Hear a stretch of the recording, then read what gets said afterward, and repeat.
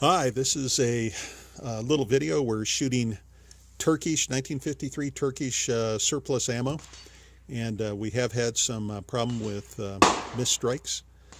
So we're also doing a review of the Wolff 26-pound spring, and we're first going to shoot it with the regular firing pin spring, and then after we get done with that, we'll shoot the 26-pound spring. Here is Chad. He's going to chamber and shoot 1953 Turkish surplus ammo. We're high, right? Right, Billy? Yeah, and to the left.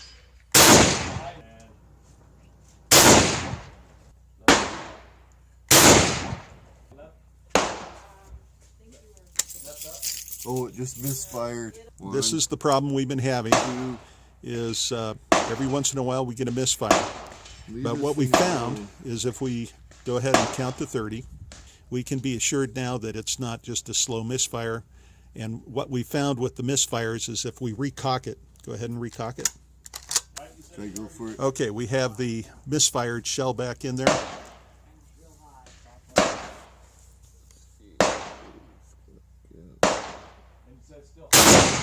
And it works. You'll see that every single misfire, if we recocked it, it would then fire.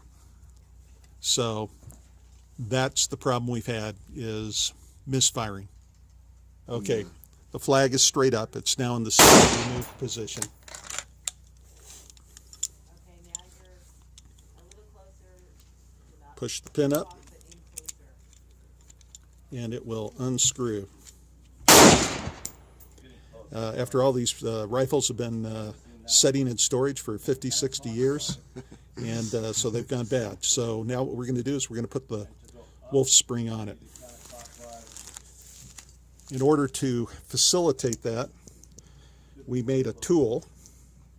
Okay, here we are. We've got the firing pin in the firing pin removal tool, spring removal tool. And we're going to be putting a Wolff spring into it. It's 26-pound. This is heavy-duty spring. It really takes 2 people to do it.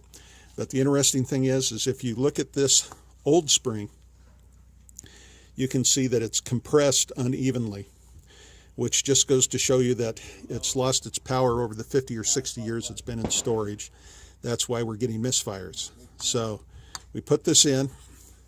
The flag has to be in the safety remove position, and then to remove this, all we have to do is turn this down, quarter turn, and off, and there's the old spring. And this is the new Wolff spring. We drop that on. As a way of comparison, you can see how compressed the old spring has become.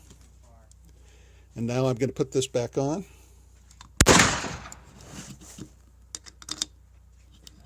And that's it. That's all there is to changing the spring, and we've moved it up. Now to put the bolt back together, we just put this in, and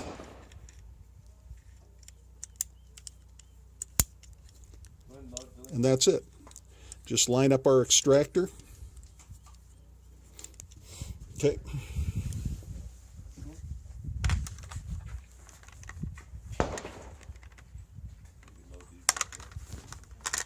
We're ready to go. All right. Cool, man.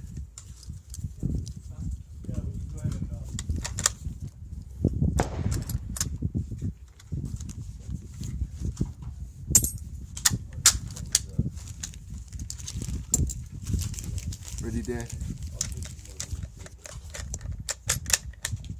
Okay, we're ready to fire. I guess it's clear, so this thing's got to be, right now I can't fire, it needs to be on the fire position.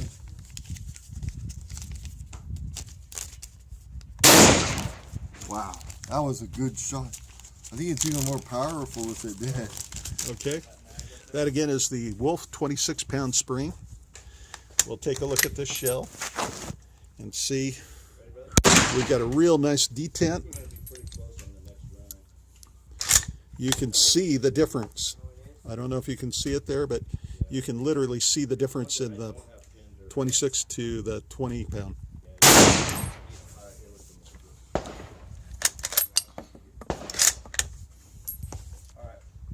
Ooh.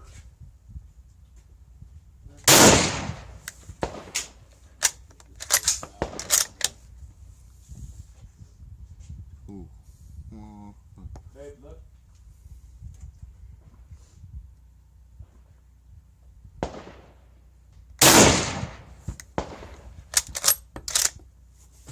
Uh-oh. That's okay.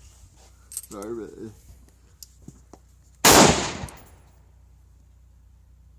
High up. Yeah. this is an awesome gun.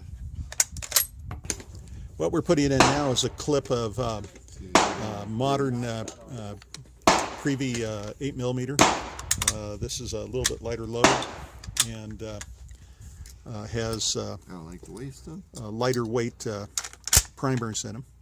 So we'll take a look at that after he's gone ahead and fired. Some people are concerned that the 26 pounder will go through the primer.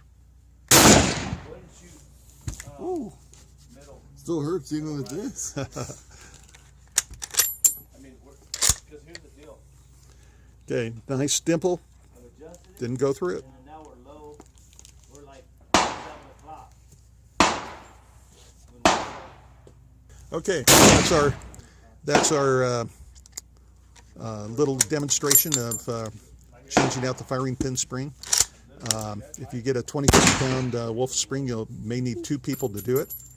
But I can't tell you how much easier it is to do if you've got a firing pin extraction tool.